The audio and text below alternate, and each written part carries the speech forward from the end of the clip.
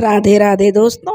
आज हम आपको सुनाएंगे एक राजकुमार की बहुत ही अच्छी कहानी। अगर आप हमारे चैनल पर नए हैं तो प्लीज़ हमारे चैनल को लाइक करें, सब्सक्राइब करें और शेयर करें। विजयगढ़ राज्य के राजा का नाम अभय प्रताप था। रुद्र प्रताप उनका इकलौता पुत्र था। रुद्र प्रताप अत्यंत गुणवान, रूपवान, बलिष्ठ और साहसी और बहुत ही दयालु था। ऐसा कौन सा गुण था जो उस राजकुमार में नहीं था। घोड़े पर सवार होकर जब राजकुमार अपने नगर में निकलता तो प्रजा दर्शन करने के लिए खड़ी हो जाती थी।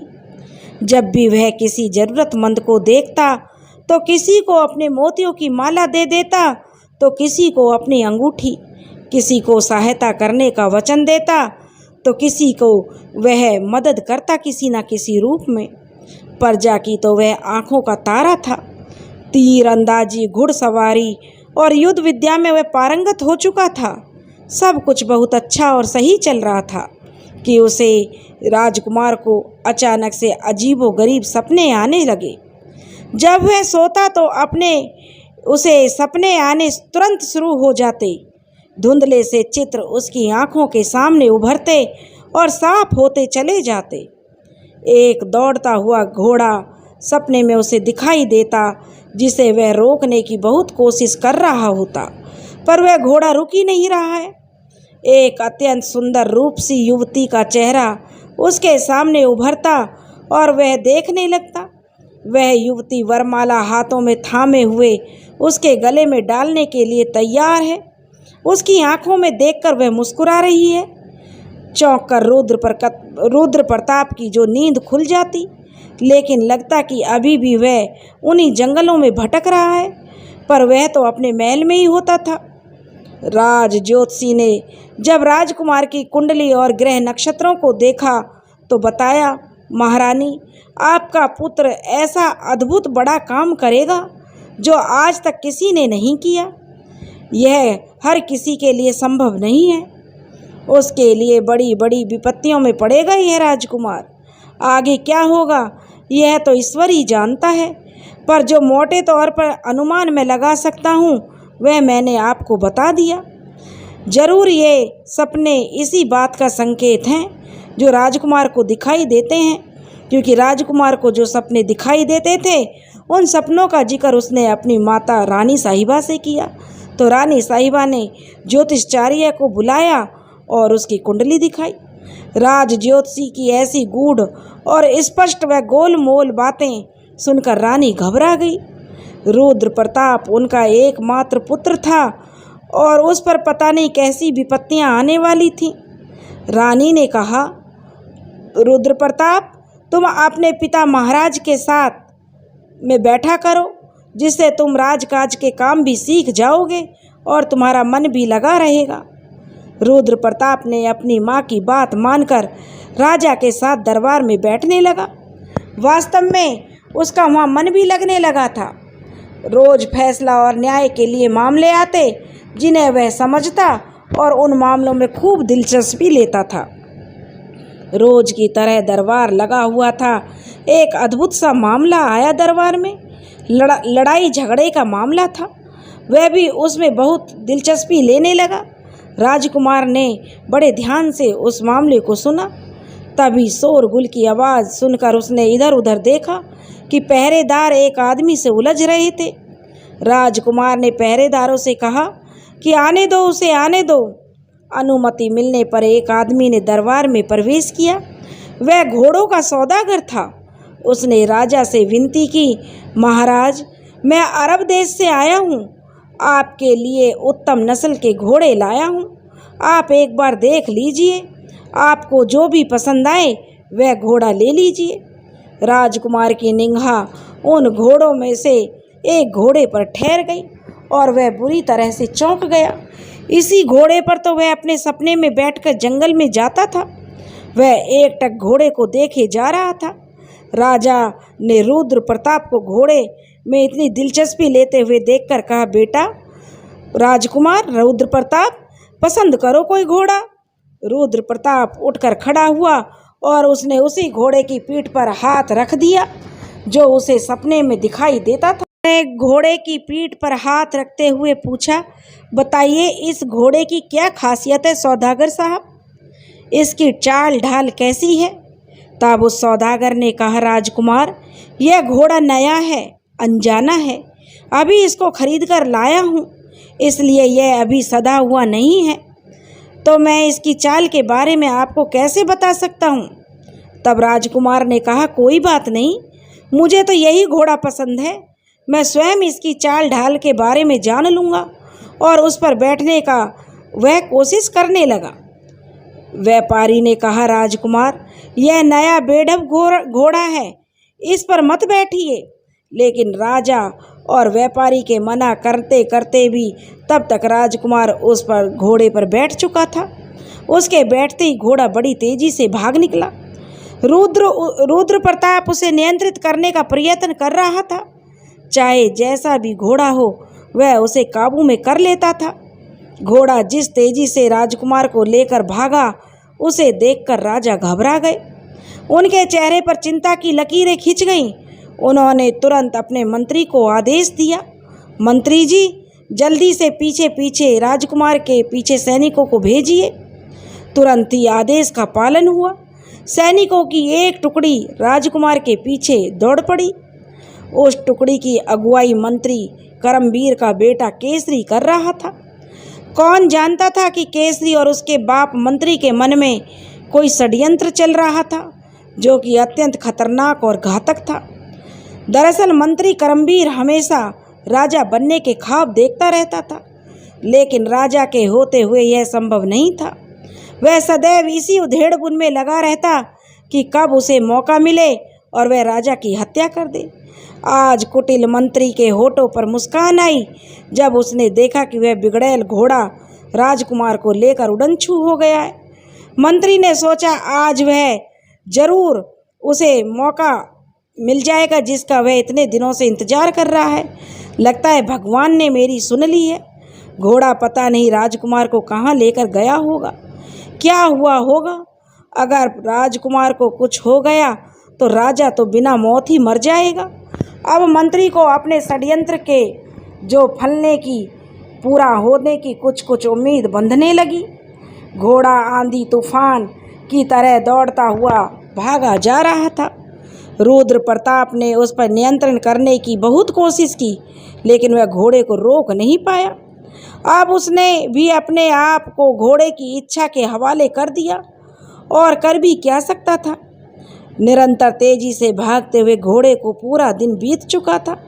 शाम होने वाली थी और एक जगह घोड़े ने घने जंगल में प्रवेश किया, और जंगल राज्य की सीमा से शुरू होता था। धीरे धीरे घोड़ा जंगल में बहुत दूर तक पहुंच गया। जंगल का दृश्य देखकर राजकुमार चौंक पड़ा। उसे याद आया, अरे यही दृश्य तो मैं सपने में देखता हूँ। घोड़ा एकाएक अपने आप रुक गया। रुद्र प्रताप घोड़े से उतरा। उसने घोड़े की पीठ थपथपाई और कहा, दोस्त भागने में तो तुम बहुत तेज हो, चाल भी तुम्हारी बहुत अच्छी है, मगर जिद्दी बहुत मालूम लगते हो, करते तो अपने मन की ही हो। घोड़ा भी थक चुका था। उसे छोड़कर रुद्र प्रताप चारों तरफ अपनी निगाह दौड़ाने लगा, क्योंकि वह भी थक चुका था। दूसरे उसे भूख भी बहुत लगी थी। प्यास के कारण वह निढाल हो रहा था। वह पानी की तलाश में इधर उधर घूमने लगा। थोड़ी दूर पर उसे एक तालाब मिल गया। उसने पहले तालाब में हाथ मुंह धोया और पानी पिया, फिर आसपास निगाह दौड़ाई कि कोई फल वाला वृक्ष हो तो वह कुछ खाने को फल तोड़ ले। तभी वह इधर उधर देख रहा था कि अचानक एक बहुत तेज बदबू का भभका आया। रुद्र प्रताप चौंक पड़ा। वह इस बदबू को अच्छी तरह से जानता था। यह वनराज शेर के आने की पूर्व सूचना है। तभी उस जंगल को कपकपाती आवाज़ जो सुनाई दी, जो एक शेर की गर्जना थी, जिससे सारा जंगल कांप उठा।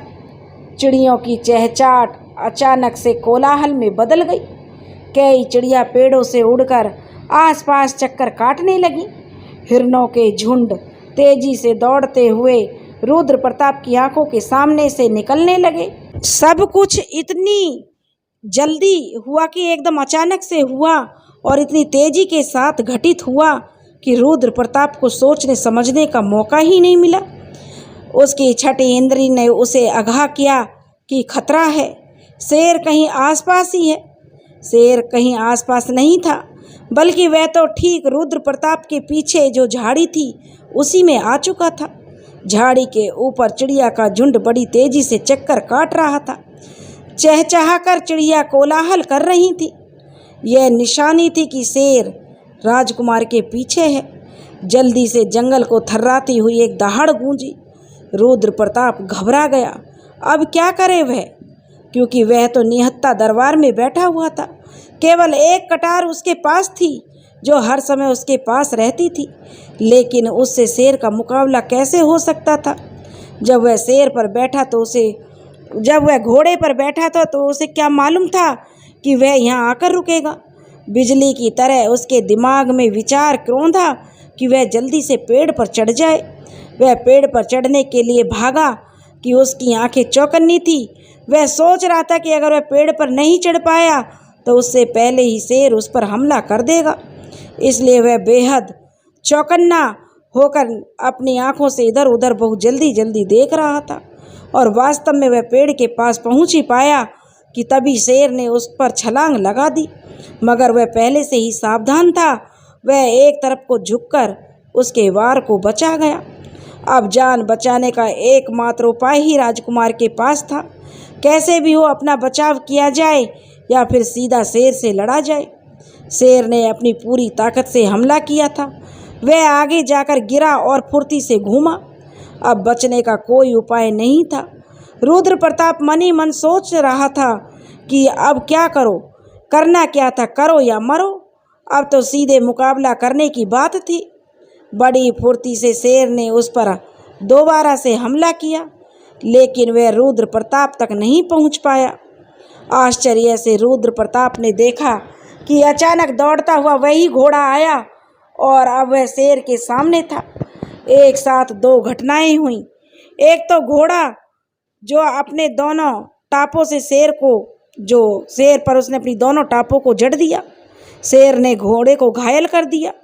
शेर ने फिर से छलांग लगाई और वह हवा में उछला।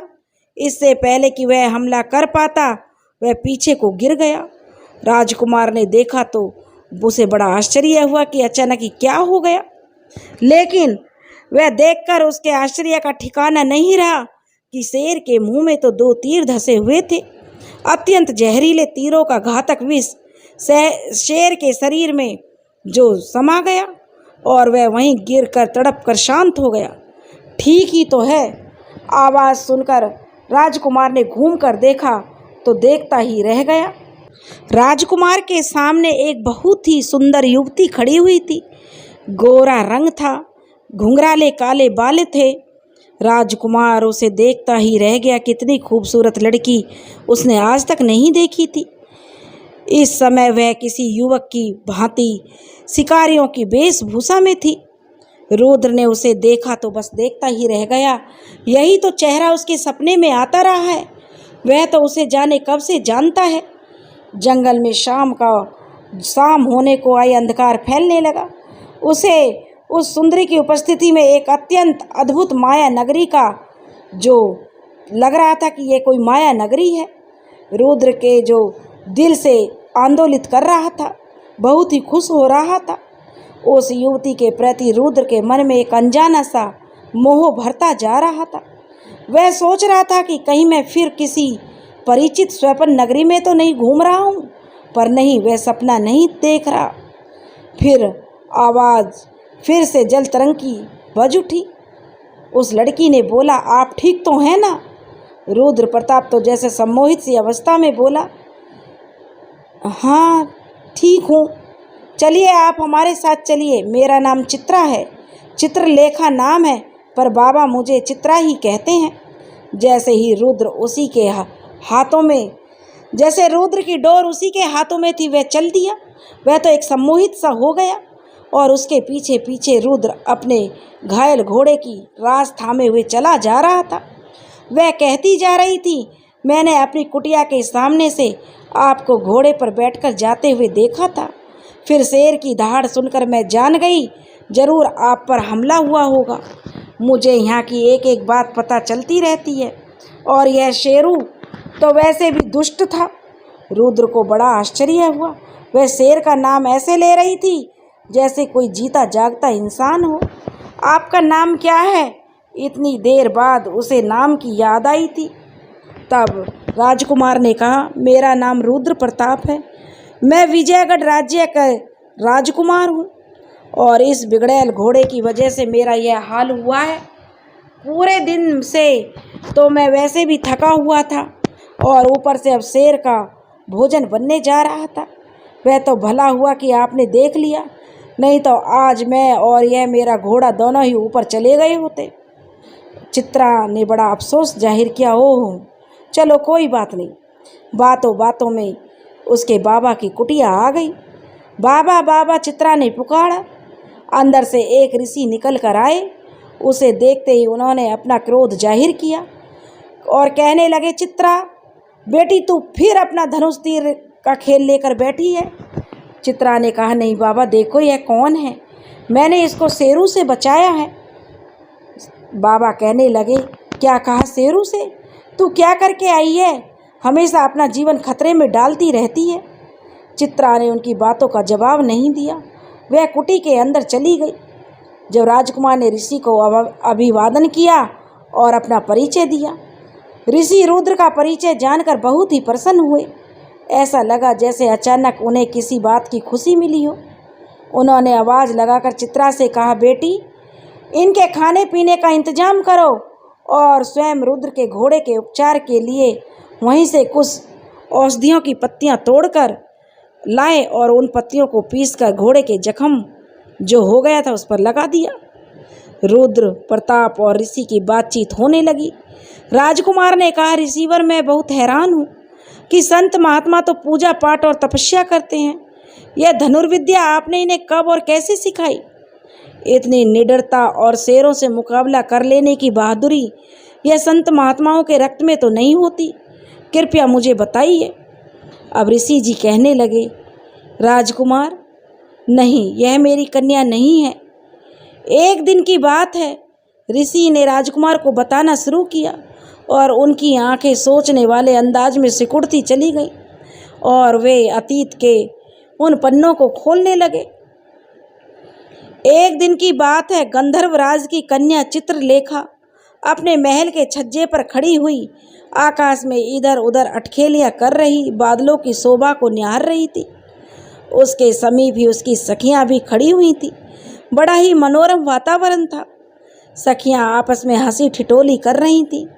तभी उधर से उड़ता हुआ एक गंधर्व निकला। उसने राजकुमारी चित्रलेखा को देखा तो उसके रूप को देखकर उस पर मोहित हो गया और वह दुष्टता का भाव मन में भरे हुए उधर से उड़ते हुए राजकुमारी चित्रलेखा का धोखे से हरण करके ले जाने लगा। यूं तो चित्रलेखा भी बहुत वीर और साहसी है।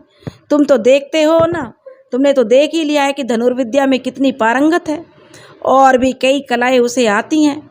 लेकिन अचानक हुए आक्रमण से वह कुछ समझ नहीं पाई और उसकी सखियां और वह अपने को उस गंधर्व के चंगुल में फंसा देखकर जोर जोर से चिल्लाने लगी, बचाओ बचाओ। उनके इस करुण रुदन को सुनकर उसके पिता गंधर्वराज दौड़ते हुए आए और उन्होंने जब अपने प्राणों से प्रिय पुत्री का यह हाल देखा तो वे गुस्से में लाल हो उठे। उन्होंने तुरंत उस गंधर्व का पीछा किया। महाबली गंधर्वराज ने राज के पराक्रम को कौन नहीं जानता। उस गंधर्व की उनके सामने क्या औकात थी। जब उसने गंधर्वराज को अपना पीछा करते हुए देखा तो वह बुरी तरह से घबरा उठा और वह इसे मेरे आश्रम के सामने छोड़कर भाग गया। तभी से पीछा करते करते गंधर्वराज भी यहाँ आ पहुँचे। उन्होंने मेरे आश्रम में चित्रलेखा को देखा तो कहा, ऋषिवर मैं उस दुष्ट गंधर्व को सबक सिखाने जा रहा हूँ। मैं जब तक उससे प्रतिशोध नहीं ले लूँगा तब तक मेरी आत्मा को शांति नहीं मिलेगी। यह मेरी प्रतिष्ठा का सवाल है। चाहे कुछ भी हो जाए मैं उसे छोड़ूंगा नहीं, क्योंकि उसने मेरे घर की इज्जत पर हाथ डाला है। जब तक मैं ना लौटूं तब तक आप मेरी इस बेटी का ध्यान रखिएगा। अगर मैं न लौटा अगर मैं नहीं आया लौट के तो समझ लीजिएगा कि मैं मारा गया। तब आप मेरी बेटी का विवाह कर दीजिएगा। हाँ, अगर मैं एक शर्त मेरी ध्यान रहे, आप जिससे भी मेरी बेटी का विवाह करेंगे उससे यह ज़रूर पूछ लेना कि उसे परकाया प्रवेश की विद्या वह जानता है या नहीं। ऋषि जी ने आगे कहा कि गंधर्वराज ने कहा था मेरी बेटी का उसी से विवाह करना जो परकाया प्रवेश की विद्या जानता हो। परकाया प्रवेश यह कौन सी चीज़ है? राजकुमार ने बड़े आश्चर्य से पूछा।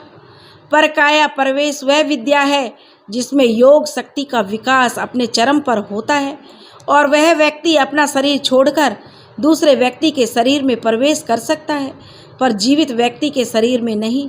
वह केवल मृत व्यक्ति के शरीर में ही प्रवेश कर सकता है। यह विद्या गंधर्वों को आती है, पर मनुष्यों को इसलिए नहीं आती क्योंकि उनकी प्राण शक्ति इतनी तीव्र नहीं होती है। मनुष्यों को इसे प्राप्त करने के लिए बहुत ही कष्ट उठाना पड़ेगा, और जब कोई इसे सिखाने वाला मिल जाएगा तभी सीख पाएगा। रुद्र ने सब बातें बड़े ही गौर से सुनी। सारी बातें सुनने के बाद उसने ऋषि से कहा, ऋषिवर, राजकुमारी चित्रा से विवाह करने के लिए मैं तैयार हूँ। ऋषि जी ने जब यह सुना तो बहुत प्रसन्न हो गए। उन्होंने ऐसी सांस ली कि जैसे उनके सिर से कोई बड़ा सा बोझ उतर गया हो। लेकिन राजकुमार, आप तो परकाया प्रवेश की विद्या नहीं जानते, ऋषि ने कहा। तो राजकुमार ने कहा, ऋषिवर, हम सूर्यवंशी हैं और हम अपनी जान पर खेलकर भी अपने वचन का मान रखते हैं। मैं राजकुमारी चित्रा से विवाह कर लूँगा, लेकिन उसे तब तक स्पर्श नहीं करूँगा जब तक मैं परकाया प्रवेश की विद्या नहीं सीख लेता। मैं उसे एक अलग ही महल में रखूँगा और अपने महल में भी उसे नहीं ले जाऊँगा। ऋषि ने कहा, आपसे बढ़कर योग्य पात्र मुझे कौन मिलेगा? आज तक मैं इंतजार करता रहा, मुझे आज तक कोई ऐसा मिला ही नहीं। ऐसे तो यह बेचारी कन्या आजीवन कुंवारी ही रहेगी। इसलिए मैं आपकी बातों पर विश्वास करता हूँ और मैं इस विवाह की अनुमति देता हूँ। अब राजकुमार ने बड़ी खुशी से ऋषि का आशीर्वाद लिया। तब तक चित्रा ने भोजन का प्रबंध कर दिया था। रुद्र प्रताप के सामने उसने भोजन परोसा। अब रुद्र प्रताप उसके बदले हुए रूप को देखकर बड़ा आश्चर्यचकित था। अब वह एक नए अद्भुत रूप में थी। उसने भी अपने विवाह की सारी बातें सुन ली थी और वह रुद्र प्रताप के सामने बड़ी ही जो सरलज मुद्रा में आई, थोड़ी शर्मा रही थी, जिससे कि वह और भी सुंदर लग रही थी। ऋषि ने अपने प्रतिवेशी ऋषि पत्नियों और कन्याओं को निमंत्रित किया। विवाह की वेदी बनाई गई। सबकी मदद से छोटे से समारोह का आयोजन किया गया। चित्रा का फूलों से श्रृंगार कर दिया गया। सभी जन इकट्ठे होकर इस अद्भुत विवाह की साक्षी बन गए। चित्रा वरमाला हाथ में लिए खड़ी थी और राजकुमार रुद्र के गले में डालने जा रही थी। वह अद्भुत दृश्य रुद्र की आंखों के सामने ठहर सा गया। यही वह दृश्य था जिसे वह सपने में देखता था। राजकुमार को ऐसा लग रहा था जैसे अभी वह जाग जाएगा और वह सपना टूट जाएगा, क्योंकि वह हमेशा इस सपने को देखता था तो उसकी आंखें खुल जाती थी। और रुद्र को ऐसा लगा कि वह सपना टूटे ना और वह देखता रहे, जागे ही ना। वह इस पल को और जीना चाहता था। बस वह चित्रा को देखे जा रहा था, लेकिन सपने में यहीं तक आने वाला दृश्य अब नहीं रुका, क्योंकि सपने में तो वह यहीं तक देखता था, लेकिन ये तो हकीकत थी। चित्रा ने वरमाला राजकुमार के गले में डाल दी। फिर सप्तवेदी की रस्म हुई। राजकुमार रुद्र और चित्रा के साथ फेरे पूरे हो चुके थे और वे पति पत्नी बन चुके थे। उसी समय उनको ढूंढते हुए सैनिकों की टुकड़ी भी आ पहुंची। षड्यंत्रकारी मंत्री का पुत्र केसरी ने जब यह दृश्य देखा तो वह बड़ा आश्चर्यचकित रह गया, और जैसे ही उसने राजकुमारी चित्रा को देखा तो वह तो ठगा सा रह गया। ऐसा अद्भुत सौंदर्य, ऐसा मनमोहक रूप उसने अभी तक नहीं देखा था। वह हैरान रह गया। पहली दृष्टि में वह उस पर लट्टू हो उठा। वह मन ही मन में प्रतिज्ञा कर उठा कि जैसे भी हो इस रूपसी को तो मैं हासिल करके ही छोड़ूंगा। लेकिन वह बड़े ही विनम्र स्वर में बोला, ओ राजकुमार, आपको ढूंढते ढूंढते तो हम दुखी हो गए, और यहाँ तो जंगल में मंगल हो रहा है, राजकुमार का विवाह हो रहा है और हम लोग भी सही अवसर पर आ पहुँचे हैं। सभी आश्रमवासियों और ऋषियों ने अश्रुपूर्ति नयनों से चित्रा को विदाई दी। चित्रा को विदा करके उसके पीछे पीछे दूर तक छोटे छोटे हिरण के छोटे छोटे बच्चे, मयूर गण, जो जंगली जीव जंतु थे, पशु पक्षी आए, सभी रो रहे थे। रुद्र प्रताप ने चित्रा को अपने उसी घोड़े पर बैठा कर रखा था और उसके पीछे पीछे केसरी व सैनिकों की टुकड़ी चली जा रही थी। महल में खबर पहुंच चुकी थी। रानी हाथ में थाल सजाए हुए द्वार पर आई और उनका स्वागत करने लगी। राजकुमार के विवाह का समाचार पूरे राज्य में फैल गया। सभी नगरवासियों के मन में खुशी की लहर दौड़ गई। राजकुमार अपनी माँ महारानी के साथ कुछ मशवरा करने महल के अंदर चला गया। उसने राजकुमारी को बगीचे वाले महल में ठहराया था। यह देखकर केसरी बड़े आश्चर्य में पड़ गया। उसने सोचा जरूर कोई बात है। उसने राजकुमार से पूछा तो राजकुमार रुद्र प्रताप ने सब कुछ सच सच बता दिया। पर काया विद्या वाला कारण सुनकर केसरी की आंखें चमक उठी। उसने तो मन में सोच लिया कि जब यह ही शर्त है जिसे परकाया प्रवेश की विद्या आती होगी, वही उसी चित्रा का उसी से विवाह होगा। तो जैसे ही रुद्र परकाया प्रवेश की विद्या सीखेगा, वैसे ही मैं भी सीख लूँगा। राजकुमार रुद्र निश्चल मन का था। उसने सपने में भी नहीं सोचा था कि उसके साथ रहने वाला मंत्री पुत्र केसरी उसके विरुद्ध षड्यंत्र रच रहा है या उसका कुछ अहित करना चाहता है। इसी कारण केसरी जो भी बात उससे पूछता, वह उसे राजकुमार सही सही बता देता। रुद्र ने अपनी माँ को सारी कहानी सुनाई और यह भी बताया, माँ, इसी को मैं सपने में देखता था और यही दृश्य देखता था। महारानी यह देखकर खुश हुई कि जो सपना वह देखता था उसकी परिणति बहुत ही सुखद रूप में हुई और राजकुमार भी ठीक है और सही सलामत है। शाम का समय था। मंद पवन गर्मी के मौसम को सुखद बना रही थी। बगीचे में श्वेत संगमरमर के भव्य महल में चित्रा झरोके में बैठी हुई थी। बगीचे के रंग बिरंगे पुष्पों को देखकर आनंद की अनुभूति कर रही थी। हल्की हवा के साथ वहाँ विभिन्न प्रकार के पुष्पों की सुगंध के जो झोंके उसके मन को बहका रहे थे और वातावरण बहुत ही सुगंधित बना रहे थे। चित्रा अपने मन में रुद्र को याद कर रही थी और अपने मन में सोच रही थी कि यह कैसा विधान है जो वह इस एकांत महल में पड़ी हुई है और यह कैसा विवाह है जो उसे रुद्र से मिलने के लिए रोक रहा है। उसी समय राजकुमार रुद्र ने वहाँ प्रवेश किया। चित्रा रुद्र को देखकर बहुत ही प्रसन्न हो उठी और उसने उठकर शहर से रुद्र का स्वागत किया। राजकुमार ने पूछा, राजकुमारी, आपको यहाँ कोई कष्ट तो नहीं है? चित्रा ने लजाती हुई मुस्कान के साथ कहा, नहीं, कोई कष्ट नहीं है, लेकिन मैं सोच रही हूँ कि यह जो इतनी कठिन शर्त है वह पूरी होने की संभावना मुझे नहीं दिखती है। तो क्या इसकी परिणति क्या होगी? क्या हम आजीवन एकाकी जीवन व्यतीत करेंगे? क्यों ना यह शर्त हम हटा दें? चलो, मैं ही हटा देती हूँ और आप इसके विषय में चिंतित ना हो और आप अब इस शर्त से मुक्त हैं। यह सुनकर राजकुमार ने आश्चर्यचकित होकर पूछा, ये कैसी बातें कर रही हो राजकुमारी? यह तो तुम्हारे पिताजी की शर्त थी, तो उनकी बात का अनादर कैसे हो सकता है? दूसरी बात, हम क्षत्रिय लोग हैं, अपने वचन का पालन करना जानते हैं। जब मैंने वचन दे दिया तो उसके पूर्ण करके ही मैं छोड़ूंगा। और यह क्या बोलती हो कि एकाकी जीवन बिताना होगा? यह विधान तो ईश्वर ने ही रचा था, नहीं तो हमें ऐसे सपने क्यों आते? हमें तो मिलना ही था, नहीं तो तुम हम तक कैसे पहुंचती? इसलिए किसी बात का दुख मत करो। यह सुनकर चित्रा ने ठंडी सांस ली और बोली, ठीक है, आप जैसा ठीक समझे। एक बात और कहना चाहती हूँ राजकुमार। राजकुमार ने कहा, कहिए। आपका यह मंत्री पुत्र केसरी मुझे अच्छा व्यक्ति नहीं मालूम होता। इसकी आँखों में एक जो वासनायुक्त चमक दिखाई देती है, मेरे प्रति उसकी दृष्टि अच्छी नहीं लग रही मुझे। रुद्र हंसकर बोला, राजकुमारी, अत्यधिक चिंता के कारण तुम ऐसा सोच रही हो। वह तो हमेशा मेरे साथ रहता है, बचपन से ही मैं उसको देख रहा हूँ। वह ऐसा वैसा नहीं है। रुद्र ने उसको आश्वासन देते हुए कहा, तुम चिंता मत करो, सब ठीक हो जाएगा।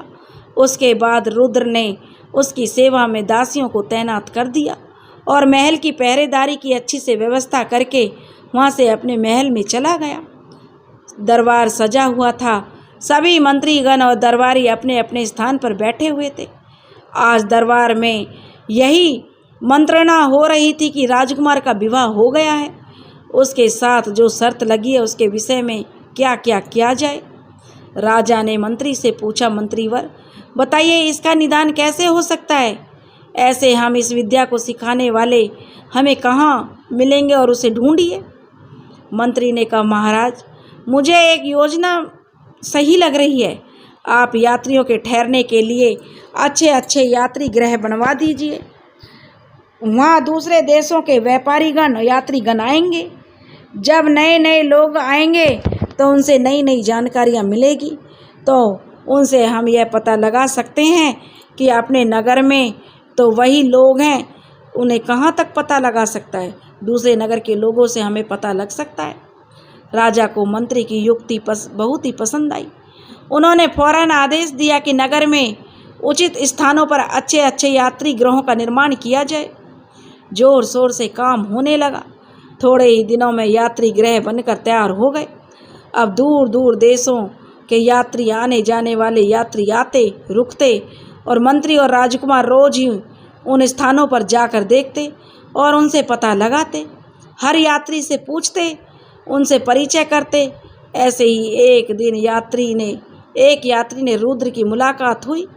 वह आकर उसी सराय में ठहरा था, तो राजकुमार से उसकी जब मुलाकात हुई तो उसने बताया कि वह कई दिनों की यात्रा करके हिमालय प्रदेश से इधर आया है और रेशमी कपड़ों का व्यापार करता है।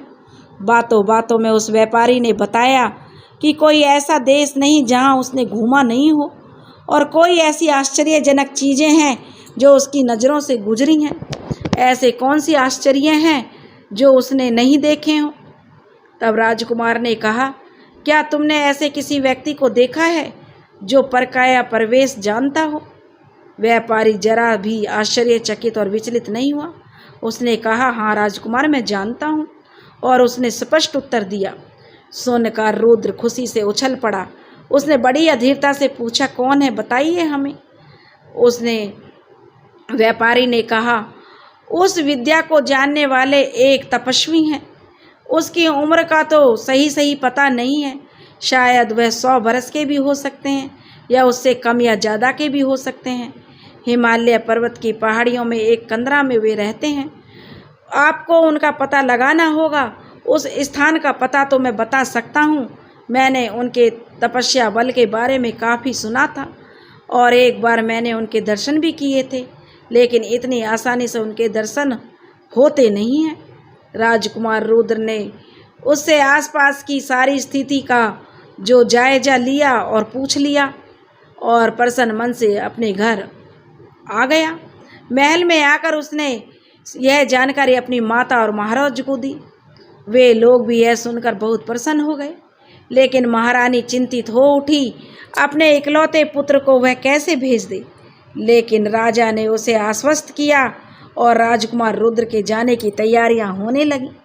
केसरी को जैसे ही पता चला कि रुद्र को परकाया प्रवेश सिखाने वाले का पता लग गया है, तो वह बेचैन हो उठा। वह तुरंत ही रुद्र के पास आया और कहा कि राजकुमार, मैंने सुना है परकाया प्रवेश की विद्या जानने वाले व्यक्ति का पता चल गया है। राजकुमार ने कहा, हाँ, मैं अब वही सीखने जा रहा हूँ। तब केसरी बोला, तो मैं भी आपके साथ चलूँगा। रुद्र ने कहा, तुम जाकर क्या करोगे? तब मंत्री का पुत्र केसरी कहने लगा, आज तक मैंने कभी आपको विपत्ति में अकेला नहीं छोड़ा। हमेशा मैं आपके साथ रहा हूँ और वहाँ आप जा रहे हैं, वहाँ बिल्कुल निर्जन स्थान है। कोई विपत्ति आ सकती है तो एक से भले 2 रहेंगे। ऐसा कहकर वह रुका नहीं और सीधे महारानी के पास पहुँचा और वहाँ जाकर कहने लगा, महारानी जी, आप ही बताइए युवराज अकेले जा रहे हैं, अगर वहाँ कोई मुसीबत आ गई या कोई विपत्ति आ पड़ी तो मैं इनके साथ होऊंगा, तो एक से भले दो रहेंगे, दोनों उसका मुकाबला अच्छे से कर सकेंगे। मैं उनकी रक्षा करूंगा। अगर कोई विपत्ति आई तो मैं अपने प्राण देकर भी राजकुमार की रक्षा करूंगा। महारानी ने कहा, ऐसा ही हो। उन्होंने रुद्र को आदेश दे दिया, बेटा केसरी को तुम साथ जरूर लेकर जाओ। जब आज्ञा मिल गई तो फिर रुकने का तो सवाल ही नहीं उठता। जाने की पूरी तैयारियां हो गई। रुद्र चित्रा से विदा लेने आया। उसने चित्रा को बताया, परकाया प्रवेश की विद्या सिखाने वाले का पता चल गया है। अब मैं सीखने जा रहा हूँ और मेरे साथ केसरी भी जा रहा है। चित्रा ने बड़ी शंका हो रही थी चित्रा को। उसने कहा, आप उसे लेकर मत जाइए, वह आपके साथ धोखा करेगा, वह धोखेबाज है। राजकुमार ने कहा, यह आपका वहम है राजकुमारी, ऐसा कुछ नहीं है। चित्रा विवश होकर चुप हो गई और उसने अनमने ढंग से कहा, ठीक है, जैसी आपकी मर्जी, जैसा आप सोचे ठीक है। और लेकिन फिर भी मैं तो यही कहूँगी, आप उससे सावधान रहिएगा, वह आपके साथ जरूर धोखा करेगा।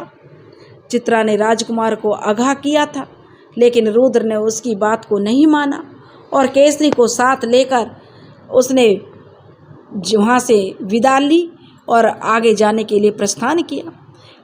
अब एक कठिन यात्रा शुरू हो चुकी थी। कई दिनों की यात्रा चली। दिन भर वे लोग चलते रहते, रात को किसी गांव या धर्मशाला में ठहर जाते, दूसरे दिन फिर यात्रा शुरू हो जाती। इस प्रकार चलते चलते कई जंगल, नदियां, नगर, गांव पार करते गए और उनकी यात्रा चलती रही। यहाँ राजकुमार का वह घोड़ा जो उसको जंगल में लेकर गया था बहुत ही साथ दे रहा था। बहुत ही अद्भुत नस्ल का था वह घोड़ा। कई दिनों की यात्रा के बाद एक दिन वे हिमालय के पर्वतीय क्षेत्रों में पहुंच गए। उस व्यापारी ने जो भौगोलिक स्थिति बताई थी उसका रुद्र ने अपने दिमाग में नक्शा बना लिया था और वह उसी के अनुसार पहाड़ी पर चढ़ता जा रहा था। बहुत ही कष्टों से और बहुत ही प्रयत्नों से आखिर उन्होंने वह कंदरा ढूंढ निकाली। जिस गुफा में कंदरा में प्रवेश करते हुए उन्हें एक विचित्र सा आभास हो रहा था। रहस्यमयी वातावरण में तपस्वी समाधि लगाए हुए बैठे थे। वह दोनों उनके सामने जाकर बैठ गए। धीरे धीरे पूरा दिन बीत गया, पूरी रात बीत गई, तब भी तपस्वी की समाधि नहीं टूटी। इस प्रकार से दूसरा दिन भी बीत गया। अब केसरी को बहुत ही झुंझलाहट होने लगी और उसने राजकुमार से कहा, इन्हें पुकार लो और समाधि से जगा लो। राजकुमार ने कहा, ऐसा मत करना, अपने आप ही जब इनकी समाधि टूटेगी हम तब इनसे बात कर पाएंगे, वरना यह गुस्सा हो जाएंगे और कुपित हो गए तो श्राप भी दे सकते हैं। ऐसा करते करते उनको 3 दिन बीत गए। 3 दिन के बाद भी जब तपस्वी की समाधि टूटी तो उनकी दृष्टि हाथ जोड़े हुए रुद्र पर पड़ी। उन्होंने कहा, तुम लोग यहाँ क्या कर रहे हो और क्या करने आए हो?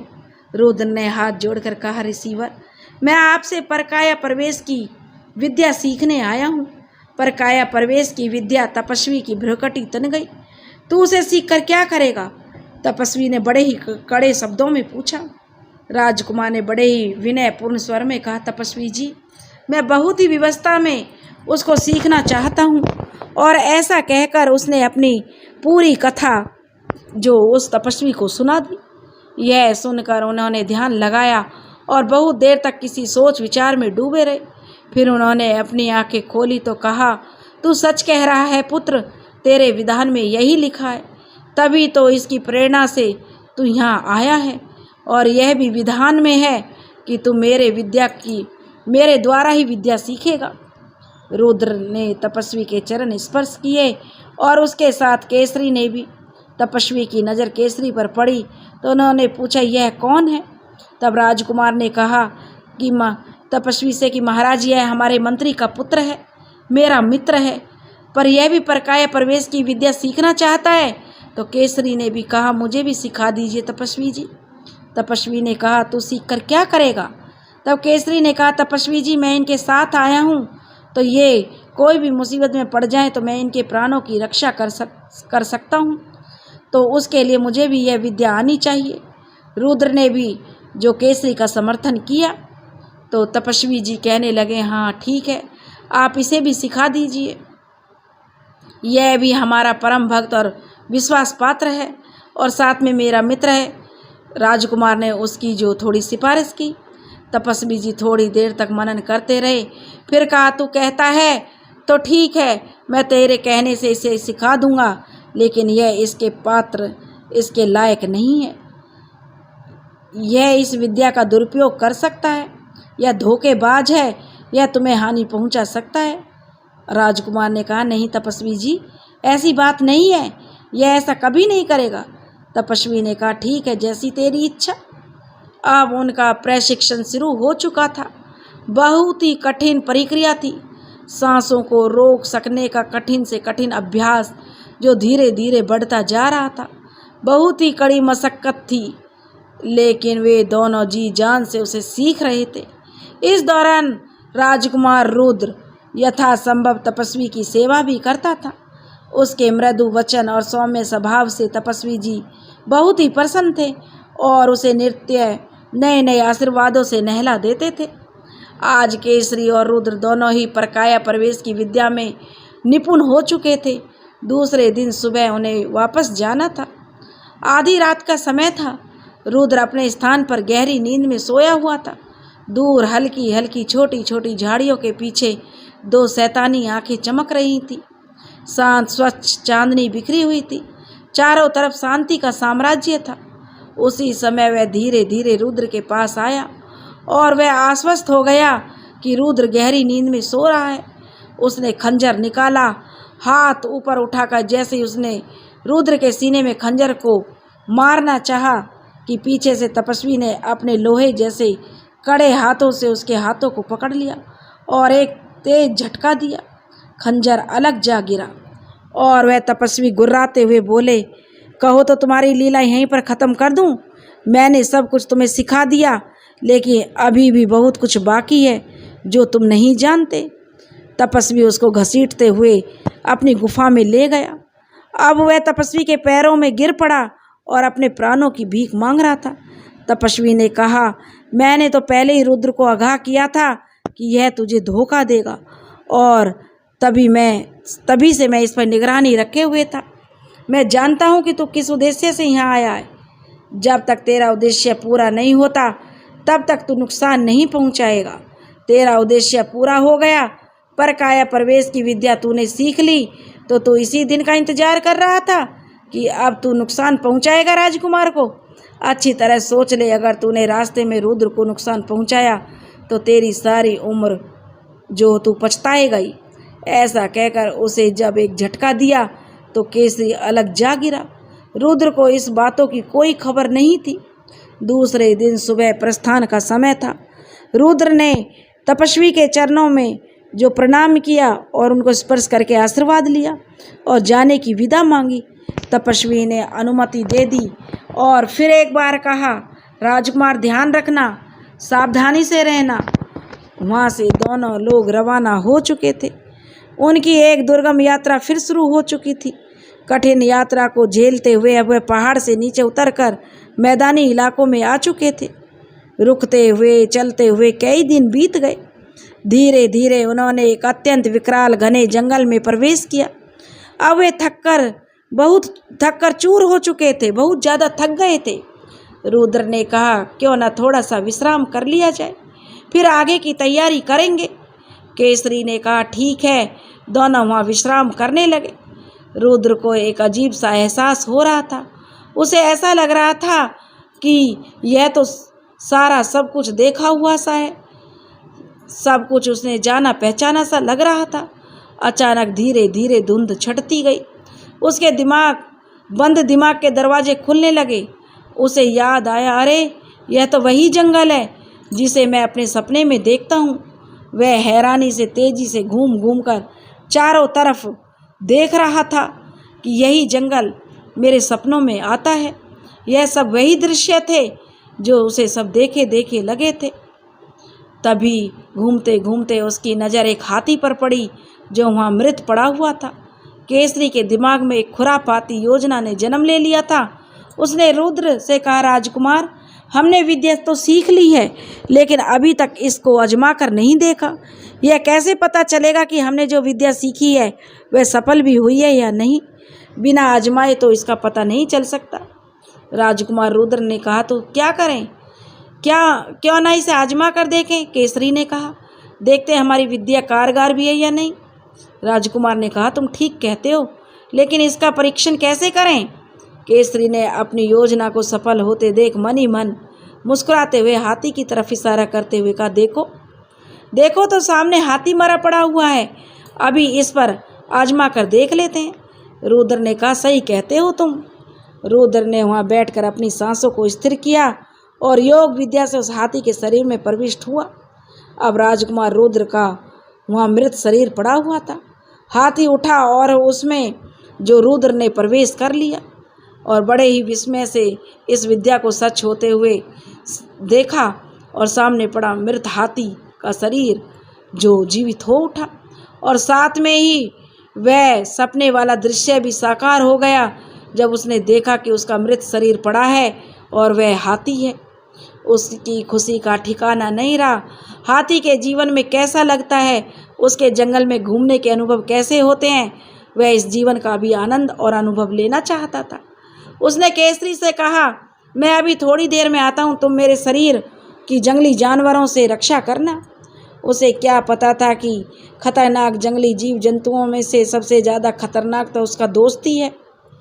केसरी ने जैसा सोचा था ठीक वैसा ही हो रहा था। केसरी की योजना सफल हो रही थी। उसने मन ही मन खुश होते हुए कहा, ठीक है, आप निश्चिंत होकर जाइए, मैं आपके शरीर की रक्षा करूँगा। तब तक आपके मित्र और सेवक के शरीर में जान है, आपके शरीर को कोई छू नहीं सकता। आप जितनी देर घूमना चाहें निश्चिंत होकर घूमिए। हाथी इधर उधर घूमता हुआ मज़े से जंगल में घूम रहा था।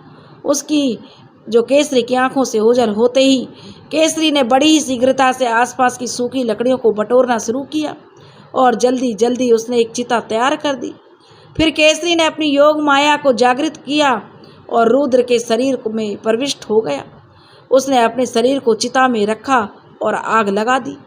थोड़ी देर में केसरी का शरीर उस चिता में जलकर भस्म हो गया। अब केसरी वहाँ से राज्य की तरफ रवाना हो गया।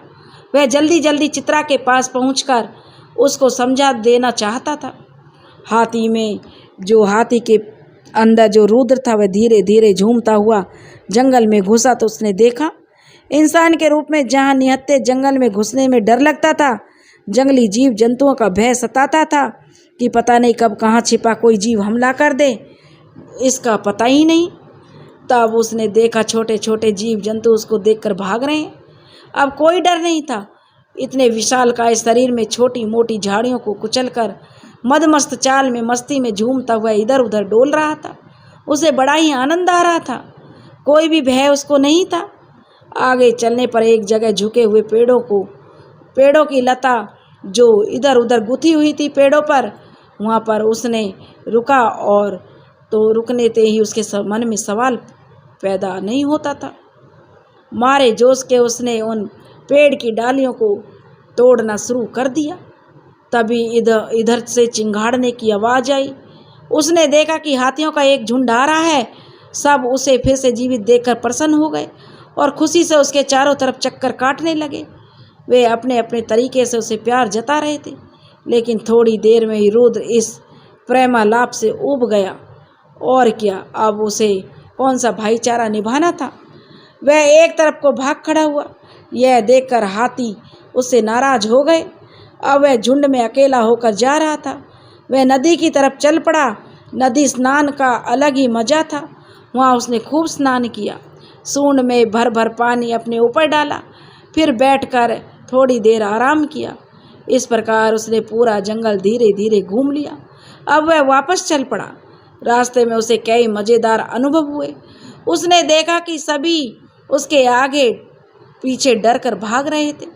तेंदुआ और लकड़ बग्घे और यहाँ तक कि शेर भी उससे कन्नी काट के निकल जाते थे। अब तो वह अपने आप को जंगल का राजा समझ रहा था। इतने सारे अनुभवों को बटोर कर जब वह वापस आया तो उसने देखा कि उसके पैरों तले जमीन ही खिसक गई। वहाँ केसरी का कोई पता नहीं था। एक जलती हुई चिता थी जो अब थोड़ी थोड़ी जल रही थी। ना तो उसके शरीर का कहीं पता था और ना ही केसरी का। उसका घोड़ा भी गायब था। रुद्र के दिमाग में बड़ा जोर का धमाका हुआ। अब जाकर उसे मालूम हुआ कि केसरी उसके साथ धोखा कर गया।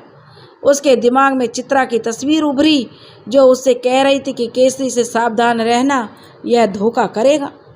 राजकुमार ने कहा, तुम ठीक कहती थी चित्रा, मैं धोखा खा गया। दूसरा तपस्वी ने भी उसको जो कह रहे थे सावधान रहने की चेतावनी दे रहे थे, अब उसकी समझ में सब आ रहा था। रुद्र मन ही मन पछता रहा था कि सबके इतना आगाह करने के बावजूद भी मैंने उनका विश्वास नहीं किया। अब यह पता नहीं क्या करेगा। एक भयानक अंदेशा उसके मन में उभरा। कहीं चित्रा सच तो नहीं कह रही थी कि उसकी नीयत चित्रा के लिए खराब है। यदि ऐसा हुआ तो अनर्थ हो जाएगा। जिसके प्रेम की खातिर उसने अपना जीवन खतरे में डाला, यदि वही नहीं रही तो फिर जीवन का क्या महत्व रह जाएगा। अपनी अवस्था को देखकर विवश होकर वह मन ही मन में कह उठा, हे ईश्वर, चित्रा की रक्षा करना। और अपनी बेबसी पर उसकी आंखों में आंसू आने लगे। पता नहीं केसरी जाकर क्या करेगा, उसे रोकना होगा। ऐसा सोचकर वह नगर की तरफ भागने लगा। चित्रा अपने महल में सिर झुकाए हुए झरोके के पास बैठी थी। वहीं सुगंधित ब्यार चल रही थी। खुशनुमा माहौल था, लेकिन चित्रा का किसी भी तरफ ध्यान नहीं था। अब उसके हृदय तक उसका सौंदर्य नहीं पहुंच रहा था। अब जो वह बैठी हुई अपने राजकुमार का इंतजार कर रही थी, उसी के ख्यालों में वह डूबी हुई थी कि पता नहीं रुद्र क्या कर रहा होगा, कहाँ होगा, कैसा होगा, किसी कष्ट में तो नहीं होगा। उसे इस बात का बहुत मलाल था कि केवल उसी के कारण रुद्र दर दर की खाक छानने के लिए गया है। इतने बड़े वैभव, लाड, प्यार और नाजों से पला हुआ राजकुमार आज पता नहीं कहाँ कहाँ भटक रहा होगा। वह उससे इतना ज़्यादा प्रेम करता है कि उसके लिए अपना जीवन भी खतरे में डाल दिया, और वह यहाँ आराम से बैठी है। उसने ठंडी सी सांस ली। काश वह भी कुछ कर पाती। आज उसका मन बहुत घबरा रहा था। उसे किसी अनिष्ट होने की आशंका लग रही थी, जिसके कारण वह बहुत चिंतित थी। उसका किसी भी चीज़ में मन नहीं लग रहा था। वह रुद्र के विचारों में खोई हुई थी। तभी सहसा उसके दिल जो बड़ी जोर से धड़क उठा। उसने देखा कि रुद्र का घोड़ा दौड़ता हुआ आ रहा है और वह तेजी से नीचे उतर कर आई और भागकर घोड़े के पास पहुंच गई। घोड़े के पास पहुंचकर चित्रा के सामने खड़ा हुआ घोड़ा जो सिर हिला रहा था, वह अपनी गर्दन हिला हिलाकर ऐसे इशारे कर रहा था जैसे कुछ कहना चाह रहा हो। इतना तो चित्रा समझ गई कि रुद्र नहीं आया, लेकिन उसका घोड़ा, यह घोड़ा उसी का है। और घोड़ा अकेला कैसे आया है, इसका मतलब है कि उसके साथ कोई अनहोनी हो गई है। तभी यह घोड़ा उसकी सूचना देने आया। उसने रुद्र को बचाने के लिए उस दिन जंगल में भी तो अपने प्राणों की बाजी लगा दी थी और शेर के सामने कूद पड़ी थी। जब कोई प्यारा लगता है तो उससे संबंधित हर चीज़ प्यारी लगती है। यह घोड़ा भी उसे बहुत प्यारा था। उसने घोड़े की पीठ थपथपाई और कुछ कहना चाह रही थी। तब तक उसने देखा कि रुद्र वहाँ पहुँचा है। हैरानी की बात थी, जो चित्रा रुद्र के बारे में इतना व्याकुल और परेशान थी, वह रुद्र के आते ही देखकर जरा भी प्रसन्न नहीं हुई। जो रुद्र के शरीर में केसरी था, उसने आते ही चित्रा से कहा, देखो प्रिय, आखिरकार इतने दिनों के कष्टों के बाद तुम्हारे सामने मैं आ गया हूँ। मैं परकाया प्रवेश की विद्या में प्रवीण हो चुका हूँ। मैंने वह विद्या सीख ली है। चित्रा ने कहा, बड़ी खुशी की बात है कि आप यह विद्या सीख कर आए हैं, परंतु आपका मित्र मंत्री पुत्र केसरी कहाँ है? केसरी अब कहाँ है? घर वापस आते समय हम पर शेर ने हमला कर दिया। केसरी उससे लड़ता हुआ मारा गया। केसरी ने हमारी रक्षा की। ऐसा कहते हुए केसरी जोर जोर से रो पड़ा। चित्रा हक्की बक्की रहकर उसे देखती रह गई, लेकिन इस रुद्र को देखकर चित्रा को कोई खुशी नहीं हुई, क्योंकि इसमें रुद्र वाले ना तो कोई हाव भाव थे और ना ही वैसी बातचीत, ना ही ऐसा व्यवहार था और ना ही वैसा अंग संचालन। सब कुछ तो अलग था, कुछ भी तो राजकुमार जैसा नहीं था। उसे बड़ी चिंता में वह पड़ गई और सोच रही थी कि जरूर कोई बहुत बड़ी गड़बड़ है जो कि सही से समझ नहीं आ रही। अब उसका दिमाग तेजी से काम कर रहा था। उसने हंसते हुए कहा, मुझे भी बहुत खुशी हुई, आइए बैठिए, क्यों ना हम आज वही पुरानी बातें करें और मुझे आपकी उन बातों की बहुत याद आ रही है जो आपने चलते समय कही थी, और वह बात जो वहाँ विवाह के समय कही थी, आज मैं फिर से आपके मुंह से सुनना चाहती हूँ। अब केसरी हड़बड़ा गया। उसने कहा, छोड़ो भी, वे पुरानी बातें हैं, उनका क्या। चित्रा बोली, नहीं नहीं, मेरा मन हो रहा है कि मैं आपके मुख से वही बातें सुनूं। क्या आप मेरी इन बातों को बताकर मेरी इच्छा पूरी नहीं करना चाहते? बताइए। वह हड़बड़ा गया और उसने पूछा, तुझे तो कुछ पता ही नहीं था कि रुद्र ने चित्रा से क्या कहा था। अपना पीछा छुड़ाने के लिए उसने क्रोध का अभिनय करते हुए कहा, मैं कितनी मुसीबतों से गुजर कर आ रहा हूँ और एक तुम हो कि एक बार भी नहीं पूछा। और क्या रट लगा रखे, चलते समय वाली बात, उस समय वाली बात, इस समय वाली बात। मेरा सिर भी चकरा रहा है, अभी मेरी तबीयत ठीक नहीं है, बाद में बातें करेंगे। और उसकी इतनी कठोर बातें सुनकर चित्रा की आंखों में आंसू भर आए। वह समझ गई कि यह रुद्र नहीं है। वह इन सब झमेलों को समझने के लिए समय चाहती थी और उससे पीछा छुड़ाना चाह रही थी। उसने कहा, राजकुमार, मुझे आज बहुत खुशी हुई। इस खुशी को मैं शब्दों में व्यक्त नहीं कर सकती, और अब तो हमारे आपके बीच कोई अवरोध नहीं रहा। लेकिन वह शर्त भी तो पूरी हो गई है। लेकिन मैंने तो आपकी कुशलता के लिए ईश्वर से एक मनौती मांगी थी। मेरी इच्छा पूरी हुई और मैंने 2 महीने के लिए व्रत रखा हुआ है, जिसमें किसी भी मनुष्य की परछाई देखना वर्जित है, चाहे वह पति ही क्यों ना हो। मैं चाहती हूँ मैं अपनी इस मनौती को पूर्ण कर लूँ और अपनी पूजा संपूर्ण कर लूँ। उसके बाद मैं अपने गृहस्थ जीवन में प्रवेश करूँगी। आप मेरी इस इच्छा को पूरी कीजिए और उसमें सहयोग दीजिए।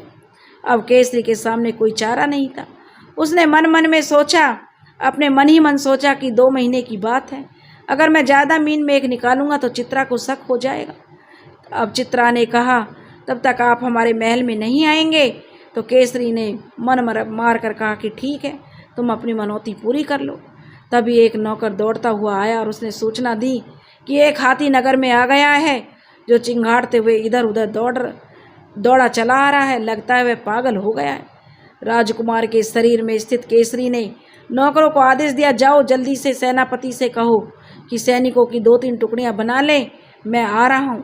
उसने चित्रा से कहा, चित्रा, मैं जा रहा हूँ, तुम्हारी बात का मुझे ध्यान रहेगा। एक पागल हाथी आ गया है, उसे फौरन मारना है। अगर वह मारा नहीं गया तो नगरवासियों को कुचल कर मार डालेगा। ऐसा कहते हुए शीघ्र ही वहाँ से चला गया। चित्रा उसके प्रत्येक हाव भाव को बड़े आश्चर्य से देखती रही और उसे पूर्ण विश्वास हो गया कि यह रुद्र नहीं है। लेकिन शरीर तो रुद्र का ही है, लेकिन रुद्र नहीं है। वह इसी उधेड़ बुन में पड़ी हुई थी। रुद्र के शरीर में जो केसरी था वह बहुत घबरा गया था। उसे तो पता था कि हाथी के शरीर में रुद्र है, इसलिए जैसे भी हो हर हाल में उसको मारना है। उसने सेनापति को बुलाकर आज्ञा दी, एक पागल हाथी जो पागल हो गया है नगर की तरफ भगा चला आ रहा है, तुम 3-4 टुकड़ियां लेकर तैयार करो और चारों तरफ से उस पर हमला करो और उसको जो घेर कर मार डालो।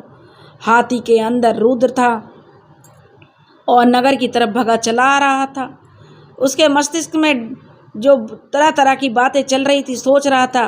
दुख और विश्वासघात के आघात से उसका हृदय जो चूर चूर हो गया था। लेकिन अब उसके सामने एक ही चिंता थी कि कैसे भी जाकर वह चित्रा को सारी बात बता दे।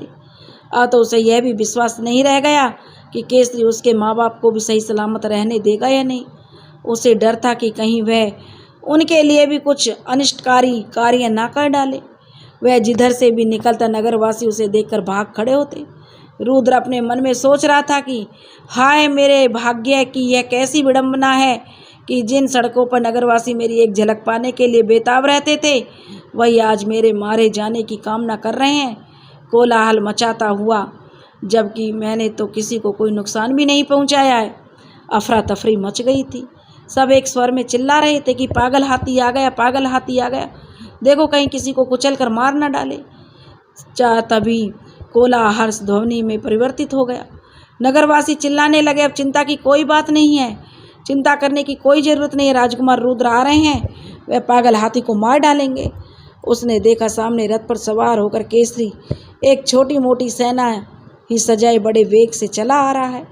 उसने सेना को 3 टुकड़े में बांट रखा था। उसकी योजना चारों तरफ से उस पर हमला करने की थी।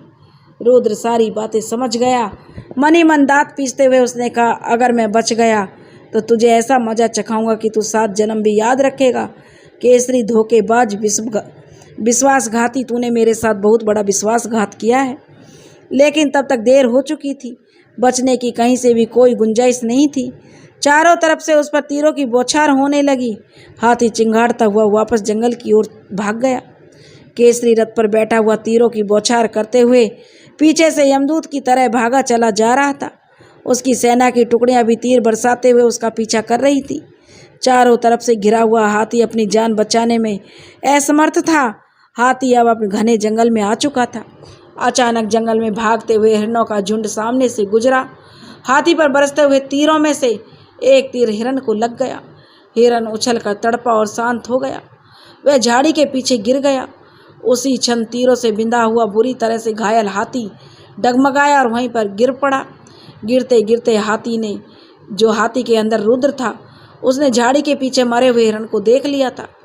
उसने अपने ध्यान को एकाग्र किया और हिरण के शरीर में समा गया। हिरण उठा और कुलांचे मारता हुआ जंगल में भाग गया। हाथी मर चुका था। हाथी को मारकर सैनिक बड़े हर्षोल्लास से उछल कूद मचाने लगे। पागल हाथी मारा गया, पागल हाथी मारा गया, ऐसा कहकर सैनिक चिल्लाने लगे और वापस जाने लगे। लेकिन उनके बीच में शैतानी आत्मा का मालिक केसरी जो था, जो उन सैनिकों ने नहीं देखा था कि वह शैतानी खोपड़ी का मालिक केसरी देख चुका था, और वह उन सैनिकों पर चिल्लाया, खुशी मनाने की बात नहीं है, जो हिरण उठकर अभी जंगल में भागा है, बहुत जल्दी से उसे ढूंढ कर लाओ और पीछा करो, उसे घेर कर मार डालो। लेकिन हिरण अब कहाँ मिलने वाला था? वह तो घने जंगल में गुम हो गया था। इतने सारे घुड़सवार सैनिकों की टुकड़ी जंगल में उसको ढूंढने लगी। स्वयं केसरी भी उसको ढूंढ रहा था, लेकिन वह हिरण नहीं मिला। तब केसरी की शैतानी खोपड़ी में नई योजना आई। उसने उन सैनिकों से कहा, चलो वापस लौट चलो। उसने सोचा कि हाथी नगर में क्यों दौड़ा चला आ रहा था, किसी न किसी तरह से तो वह चित्रा से मिलने की कोशिश कर रहा था, और अब जब वह हिरण के रूप में है तब वह नगर में ज़रूर आएगा और नगर में आकर चित्रा से ज़रूर मिलने की कोशिश करेगा। मैं उसी समय उसको आसानी से मार दूंगा। इसी बात को ध्यान में रखते हुए उसने चित्रा के महल के चारों ओर जो बाग था उसमें सैनिकों का पहरा लगवा दिया और उनको सख्त हिदायत दी कि जैसे ही हिरण दिखे उसे मार डालो, और स्वयं अपने आप इस अभियान की अगुवाई कर रहा था।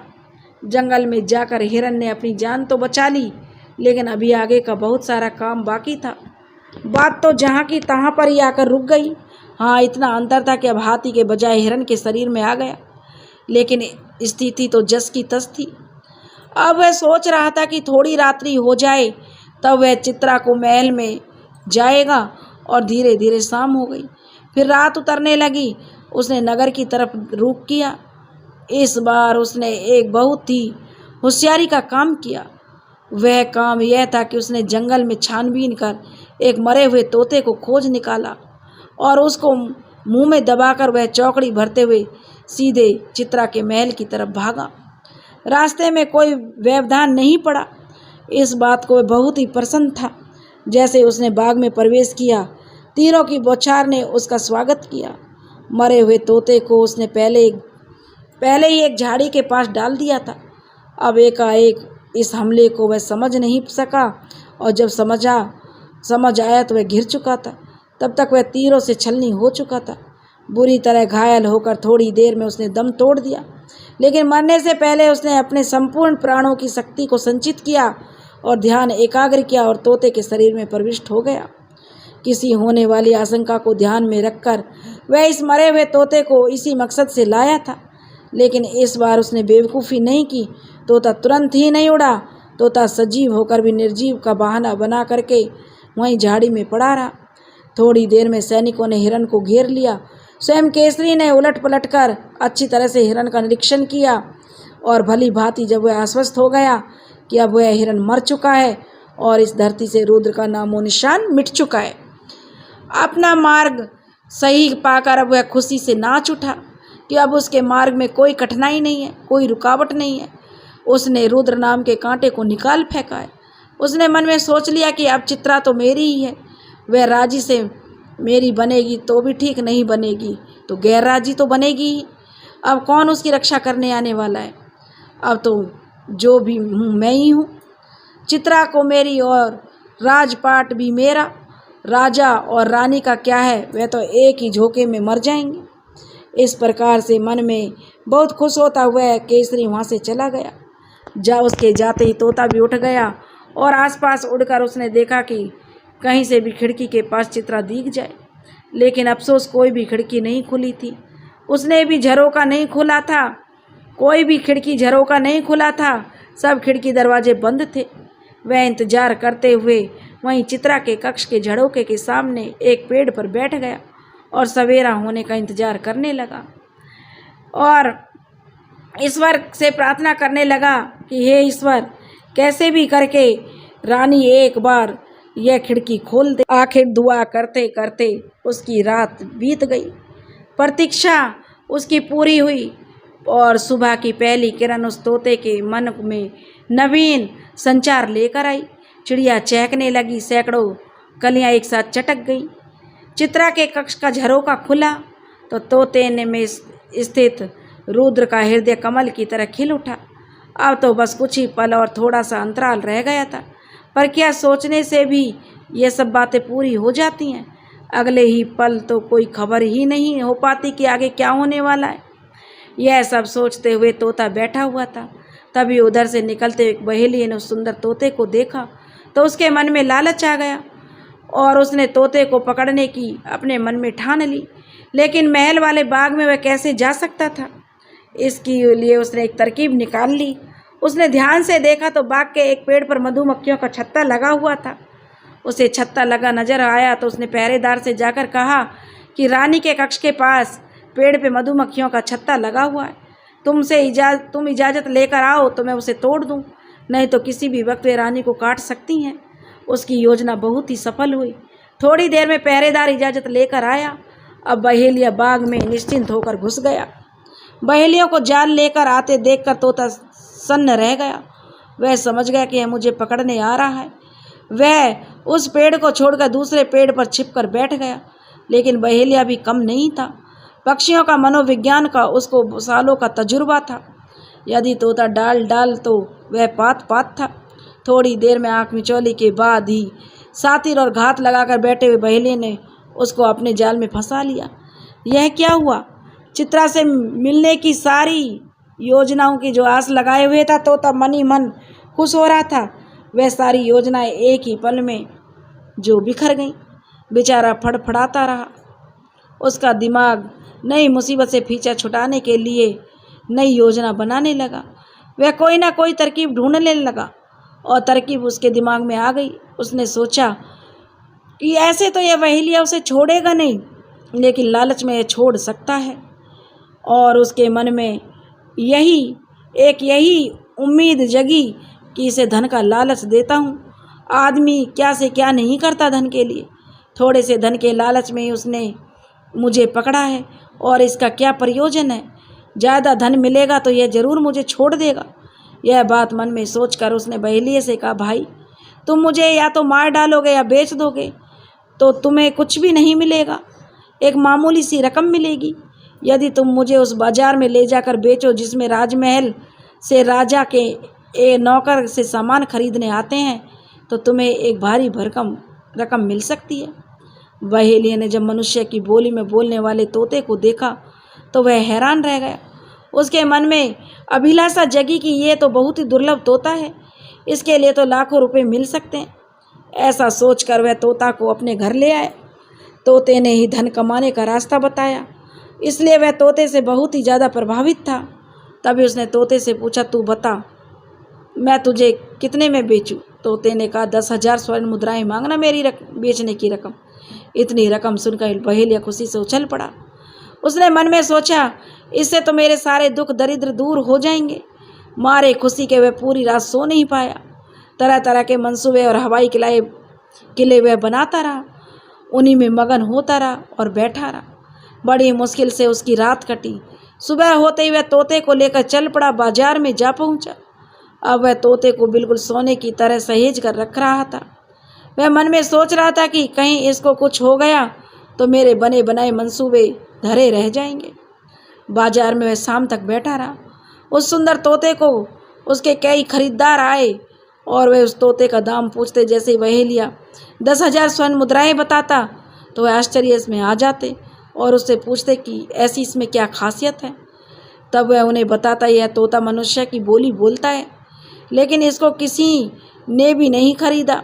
मनुष्य की बोली बोलने वाला तोता इतने रुपए में खरीदने की किसी में सामर्थ्य नहीं थी। ऐसे ही प्रतीक्षा करते करते सुबह से शाम हो गई। राजा के महल के नौकर खरीदारी करने आए थे। उनमें चित्रा की एक दासी भी थी। दासी ने उस बहेली के पास पहुंची और उसको भी वह तोता बहुत भा गया। उसने बहेली से उसकी कीमत पूछी तो दंग रह गई। उसने भी यही बात कही कि इसमें क्या खासियत है, लेकिन जैसे ही तोते ने सुना कि वो रानी चित्रा की सेवा में है तो उसे सूत्र मिल गया। तोते का मन मयूर नाच उठा। चित्रा तक पहुंचने का सूत्र उसे मिल गया। अब उसने एक पल भी व्यर्थ नहीं किया। वह तुरंत बोला, 10,000 स्वर्ण मुद्राएं मेरी इसलिए हैं कि मैं मनुष्य की बोली बोलता हूँ। तुम शीघ्र जाकर रानी चित्रा को मेरे बारे में बता देना कि फौरन आकर मुझे खरीद ले जाना, लेकिन खबरदार किसी को पता नहीं चले, नहीं तो भारी अनर्थ हो जाएगा और तुमको भी इसका भारी दंड भुगतना पड़ेगा। अगर तुम चुपचाप ये संदेश चित्रा को दोगी तो मुझको चित्रा तक पहुंचा दोगी तो तुम्हें भारी इनाम मिलेगा, इतना भारी इनाम कि तुम सोच भी नहीं सकती। दासी यह बातें सुनकर दंग रह गई। दासी और बहेलिया दोनों ही बहुत ही ज़्यादा हैरान थे। दासी तुरंत उल्टे पांव महल में वापस आई। शाम का समय था, सूर्य छिपने वाला था और दासी ने अपनी सारी बातें रानी को बताई। रानी चित्रा सिर झुकाए हुए झरोके में बैठी हुई, बहुत ही उदासी में वह डूबी हुई थी। इस समय उसका किसी भी तरफ ध्यान नहीं था, मन में वह बहुत चिंतित थी। उसी समय दासी ने प्रवेश किया और उत्तेजना के मारे जल्दी जल्दी आने के कारण हाँफ रही थी। उसके मुख पर पसीना छलक रहा था। तब चित्रा ने पूछा, क्या बात है, तू इतना परेशान क्यों हो रही है? तब दासी ने राज भरे अंदाज में इधर उधर देखकर बोली, रानी जी, मैं एक ऐसी खबर लाई हूँ कि आप सुनकर चौंक जाएंगी और सीधे होकर आप बैठ जाइए और मेरी पूरी बातें बड़े ध्यान से सुन लीजिए। रानी चित्रा ने कहा। आश्चर्य की अधिकता से दासी पर बहुत ही उत्तेजित थी कि रानी भी बड़ी आश्चर्य में पड़ गई कि इतनी उत्तेजित हो रही है, क्या बात है। वह बोली, रानी जी, आज बाजार में मैंने बहुत ही अद्भुत दृश्य देखा है जो मैंने आज तक नहीं देखा था।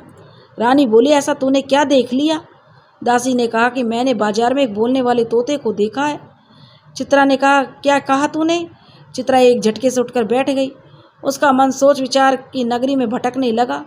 बोलने वाला तोता भी भला कहीं बोल सकता है? रुद्र का गायब होना, लेकिन रुद्र का सामने मौजूद होना, सामने होकर भी रुद्र जैसा ना होना, पर काया प्रवेश की विद्या, पर काया प्रवेश काया, बार बार यही सब उसके दिमाग में हथौड़े की तरह बजने लगे। बोलने वाला तोता, कहीं यह वही श्रृंखला की एक कड़ी तो नहीं? दिमाग में यह विचार आते ही वह विकल हो उठी। दासी को वह लगभग झकझोरते हुए बोली, तूने क्या देखा? बोलने वाले तोते ने तुझसे क्या कहा? जल्दी से मुझे बता। चित्रा की आवाज़ अब ढंग से निकल नहीं रही थी। वह कहने लगी, मैं ठीक कह रही हूँ रानी जी, एक बहेलिया उसको बेच रहा है और वह उसकी कीमत 10,000 स्वर्ण मुद्राएं मांगता है। पता है आपको इससे भी बड़ा आश्चर्य क्या है? तो रानी ने कहा कि क्या आश्चर्य की बात है? चित्रा ने बहुत ही जल्दी से कहा, बता। जब मैं उसकी कीमत पूछने लगी तो मैंने बहेलिया को बताया कि मैं आपके पास काम करती हूँ। जैसे ही आपका नाम उसे मालूम हुआ तो वह तोता स्वयं मुझसे बोलने लगा। उसने कहा कि तुम जाकर चित्रा को बता दो और मुझे उस तक पहुंचा दो। यह सुनकर चित्रा रो पड़ी। उसने कहा, क्या कहा तूने? उस तोते ने तुझसे मुझे मिलने के लिए कहा। तू जल्दी से जा और इस तोते को खरीद कर ले आ। लेकिन ठहर, मेरे पास तो 10,000 स्वर्ण मुद्राएं भी नहीं है। अब कहाँ से लाऊं, क्या करूं? हाँ, तू जल्दी से जा, दरबार में युवराज से मांग कर ले आ। दासी तुरंत ही दरबार में पहुंची और रुद्र के शरीर में केसरी जो 10,000 स्वर्ण मुद्राएं उससे मांगने लगी। शरीर जरूर रुद्र का था, लेकिन उसमें मौजूद तो कंजूस मंत्री पुत्र केसरी था। उसको बड़ा आश्चर्य हुआ कि किस लिए। उसने पूछा, इतनी मुद्राओं का एकाएक रानी को क्या जरूरत पड़ गई है? दासी ने कहा, वो एक तोता खरीदेंगी। तोता और 10,000 मुद्राओं में? क्या दिमाग खराब हो गया तुम्हारा? तुम्हारी रानी का? दासी ने कहा, यह तो मैं नहीं जानती। उन्होंने मुझसे कहा है कि जाओ दरबार में युवराज से 10,000 मुद्राएं ले आओ। वही तो मैं लेने आई हूँ। कंजूस केसरी को मुद्राएं देने में बहुत तकलीफ हुई, लेकिन मुद्राएं चित्रा ने मंगवाई थी। अगर वह मना कर देगा तो कहीं चित्रा नाराज ना हो जाए। यही सोचकर उसने स्वर्ण मुद्राएं दासी को दे दी। दासी स्वर्ण मुद्राएं लेकर बाजार पहुंची और उस तोते को लेकर आ गई। उसने उस तोते का जो चित्रा को लाकर दे दिया। रुद्र के शरीर में केसरी ने 10,000 स्वर्ण मुद्राएं दासी को दे तो अवश्य दी, लेकिन उसके मन में बहुत ही खलबली मची हुई थी। वह सोच रहा था कैसा तोता होगा जो 10,000 स्वर्ण मुद्राओं में खरीदा गया है, और इससे में ऐसी क्या खासियत है जो चित्रा मुझसे ढंग से बात नहीं करती। आज वह इतना मजबूर हो गई कि उसने मुझसे 10,000 मुद्राएं मंगवाई हैं। अवश्य इसमें कोई बड़ी बात है। कुछ शक तो उसे हो गया। अचानक उसके दिमाग में परकाया प्रवेश वाला विचार क्रोंदा। वह एक पल भी वहाँ नहीं रुक सका। वह चित्रा के महल की तरफ चल पड़ा। वहाँ जाकर उसने देखा दासी बाजार से तोते को लेकर आ रही है। दासी जैसे ही महल में घुसी, उसके पीछे पीछे केसरी भी घुसा। जैसे ही दासी ने चित्रा को तोता दिया, वैसे ही कक्ष में केसरी ने भी कदम रखा। उसने झपट्टा मारकर चित्रा से वह तोता छीन लिया। चित्रा ने कहा, आप ये क्या करते हैं? मैंने तोता मंगवाया है, आप इसे क्यों छीन रहे हैं? लेकिन केसरी ने उसकी एक बात भी नहीं सुनी और उसने चित्रा के हाथ से लेकर उस तोते की गर्दन को मरोड़ दिया। मरते मरते उस तोते के शरीर में स्थित रुद्र भी वहीं दूर कोने में मरी पड़ी एक मक्खी में प्रवेश कर गया और मक्खी उड़कर पर्दे की चुन्नट में बैठ गई। अब मरा हुआ तोता केसरी के हाथ में था। चित्रा ने जैसे ही यह देखा तो तोता मर चुका है, उसके मन में जो उम्मीद थी कि तोते के रूप में रुद्र होगा, तो वह भी खत्म हो गई। उम्मीद टूटते ही वह जोर जोर से रोने लगी और उसने कहा कि मैंने तोता मंगवाया था और आपने उसे मार डाला। आप कैसे हैं? पहले तो आप ऐसे नहीं थे, मुझ पर आप जान छिड़कते थे, अब आपको क्या हो गया? केसरी ने समझा कि यह मुझको रुद्र ही समझ रही है और मेरा व्यवहार अनुचित हो गया है। चित्रा रोते हुए बोली, मेरी जब यहाँ इतनी भी कदर नहीं है तो मैं अपनी मर्जी से एक तोता नहीं खरीद सकूं? तो मैं तो दासी से भी गुजरी हूँ। फिर ऐसे अपमानित जीवन को जीने से क्या लाभ? मैं अभी अपने प्राण त्याग देती हूँ। इतना कहकर वह अपने आप को मारने के लिए कोई हथियार ढूंढने लगी, आसपास देखने लगी। इससे केसरी घबरा गया। उसने चित्रा को धैर्य बंधाते हुए कहा, तुम रो मत, तुम्हें मरने की क्या ज़रूरत है? कोई ज़रूरत नहीं है। तुम तोता ही चाहती हो ना, मैं तुम्हारा तोता अभी जीवित कर देता हूँ। ऐसा कहकर वह मृत तोते को लेकर कक्ष में प्रविष्ट हो गया। उसके पीछे पीछे मक्खी भी चली गई। केसरी ने अपने ध्यान को एकाग्र किया और तोते के शरीर में प्रविष्ट हो गया। जब वहाँ रुद्र का शरीर पड़ा था तो तोता उड़कर, जो मक्खी थी वह उड़कर वहाँ आई। जैसे ही चित्रा ने खुश होकर उसे उठाया और पिंजरे में बंद करके टांग दिया। उधर मक्खी ने जैसे यह दृश्य देखा, उसने रुद्र के शरीर के 2 चक्कर काटे और उसमें प्रविष्ट हो गई। अब रुद्र अपने वास्तविक रूप में आ गया था। इतने दिनों के बाद वह अपने शरीर में आ पहुंचा। अब उसकी खुशी का कोई ठिकाना नहीं। वह कक्ष से बाहर निकला और उसने अपने उसी पुराने चिर परिचित अंदाज में उसने पुकारा, चित्रा, चित्रा। चित्रा ने जैसे ही आवाज़ सुनी तो वह खुशी से झूम उठी। उसने तुरंत ही पहचान लिया कि यही तो मेरा रुद्र है। चित्रा, रुद्र ने कहा, तुम्हारी वजह से मैं आज फिर अपने शरीर में आ पाया हूँ। मुझे तो ऐसा लगने लगा था कि अब मैं दोबारा कभी तुमसे नहीं मिल पाऊँगा। चित्रा और रुद्र दोनों एक दूसरे को अपनी अपनी आप बीती सुना रहे थे। रुद्र पर बीती विपत्तियाँ और केसरी के धोखेबाजी और अत्याचारों की कहानी सुनकर चित्रा की आंखों में आंसू बह रहे थे। उसने मन में केसरी के प्रति नफरत और भर उठी। चित्रा ने कहा, अब इस तोते का क्या करें? जी तो करता है कि अभी इसकी गर्दन मरोड़ दूं। रुद्र ने कहा, नहीं, इसे मारना नहीं है। इसे तो ऐसी सजा मिलनी चाहिए कि यह तिल तिल करके मरे और हर समय पश्चाताप करे। इसके लिए एक सोने का पिंजरा बनवाया गया जिसमें कोई भी द्वार नहीं था। अब वह कभी भी आज़ाद नहीं हो सकता था। उसे दरबार में टांग दिया गया था। दुर्भाग्य से वह का अंधकार जो अब छट चुका था और खुशियों के उजाले ने दस्तक दे दी थी। महाराज और महारानी को जब यह पता चला कि इतने दिनों से केसरी राजकुमार रुद्र के रूप में था, तो रुद्र तो दर दर भटक रहा था, तो वे बहुत ही हैरान हुए। राजकुमार रुद्र ने शर्त पूरी कर दी और वहाँ जंगल में उनका विवाह हुआ था, किसी ने नहीं देखा था, इसलिए उनके विवाह के उपलक्ष्य में पूरी प्रजा को दावत दी गई।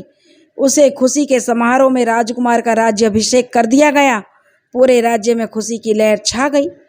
प्रजा ने रुद्र को अपना चहेता राजा मान लिया, क्योंकि प्रजा राजा रुद्र को बहुत प्यार करती थी। और रुद्र और चित्रा दोनों राजा रानी बन गए और खुशी खुशी अपना राज्य करने लगे। दोस्तों, अगर आपको हमारी कहानी पसंद आई हो तो प्लीज़ हमारे चैनल को लाइक करें, सब्सक्राइब करें और शेयर करें। राधे राधे।